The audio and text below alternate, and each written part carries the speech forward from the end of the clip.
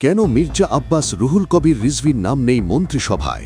বহুল আলোচিত মির্জা আব্বাস থেকে শুরু করে রুহুল কবির রিজভি, তারেক রহমানের নেতৃত্বাধীন নতুন মন্ত্রিসভায় বিএনপির এই হেভিওয়েট নেতাদের নাম না থাকাটা নিঃসন্দেহে বড় চমক।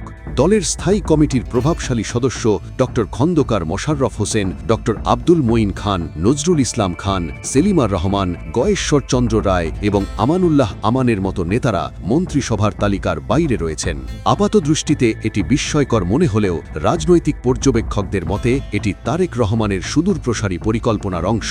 রুহুল কবির রিজভির মতো ত্যাগী নেতা, যিনি দলের দুঃসময়ে দিনরাত পার্টি অফিসে কাটিয়েছেন, তার মন্ত্রিসভায় না থাকাটা তৃণমূলের সাময়িক ধোঁয়াশা তৈরি করলেও এর পেছনে ভিন্ন সমীকরণ থাকতে পারে। সরকার ও দলের মধ্যে ভারসাম্য রক্ষায় কাউকে না কাউকে সংগঠনের হাল শক্ত হাতে ধরতে হবে। রুহুল কবির রিজভিকে হয়তো সেই গুরু দায়িত্বেই বহাল রাখা হয়েছে, অথবা প্রধানমন্ত্রীর কার্যালয়ের কোনো গুরুত্বপূর্ণ পদে তাকে দেখা যেতে পারে।